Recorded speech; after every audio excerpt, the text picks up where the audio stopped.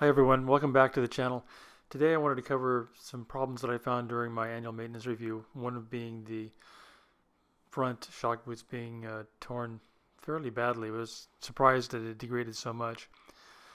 So it was about, talking to the dealers, it was about $50 a piece and around $1,400 labor if you had the dealer do it. So a bit cost prohibitive. There are some videos online. This one by B for Bjorn is done pretty well as far as what it would take to go ahead and change these yourself. So I might end up having to do that. But this channel is about low cost, quick fix types of solutions. So we're going to take a look at what can be done, at least short term. One idea was to take a soda bottle, cut the tops and bottoms off, and use it as a sleeve that can go either inside or outside of the coil. Material is PET, which is a pretty tough and durable material. The only problem is it's also not very flexible axially, so it has to be modified to be able to do some flexing in that direction. So one idea was the using a origami with a Urimura fold, which is shown here, and it looks like it could work. There are some problems with that. The other one is called a Crestling pattern, and it also does pretty well as far as flexing. One of the problems you can see, though, there's some shrinkage when you do the folding, and also as it compresses, you get some diameter change as well. It's really difficult to make these folds because they're not simple to implement.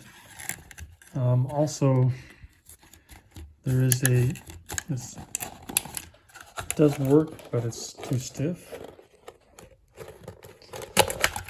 and there is diameter contraction that's going to be a problem as well.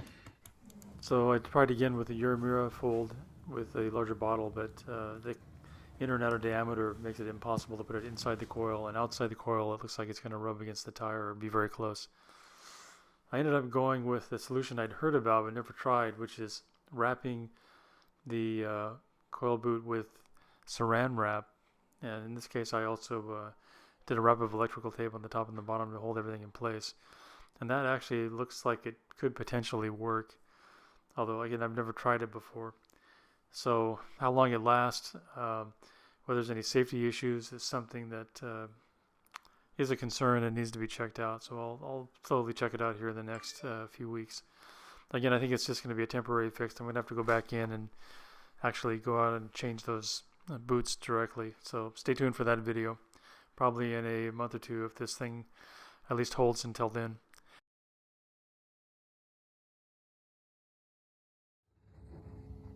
So after a month, it looks like the saran wrap actually is working relatively well. So a little bit of unraveling in the back here.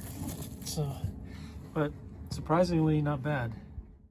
So even though our short-term solution worked, we wanted to come up with something a little bit more permanent. So I got these shock boot covers off of Amazon for around 13 bucks to try. So these inexpensive shock covers were a little bit too long, which is actually going to be a benefit. So first of all, cut down one side to split it like so, and then what you want to do is turn one over, and what we're going to do is overlap them so the gap can be covered. I'll show you what that looks like. So it's reassembled where I just put one inside of the other, so that allows me to adjust the radius so it fits. And also there's a pretty big overlap in the pieces, so it will help to seal it once it's installed. So I went in with a pair of scissors and cut the existing boots out from where the rips are, and this is what it looked like. It was definitely falling apart pretty badly. What's interesting is not just the rubber, but the shock absorber stop also is starting to crumble a little bit, so I'm not sure what I'm going to do about that, other than maybe just pull off all the loose parts. So it looks like if you start feeding one corner through and kind of weave it back up through the coil, you can get it to go on. So I'm going to continue to work it, and I'll show you the final results. All right, this is the second side after A little bit of problems on the first one. This one's a little bit nicer installation. Tie wrap on the top and a tie wrapper on the bottom. There's a groove underneath that kind of holds that in place, hopefully. So we'll see how it does with time.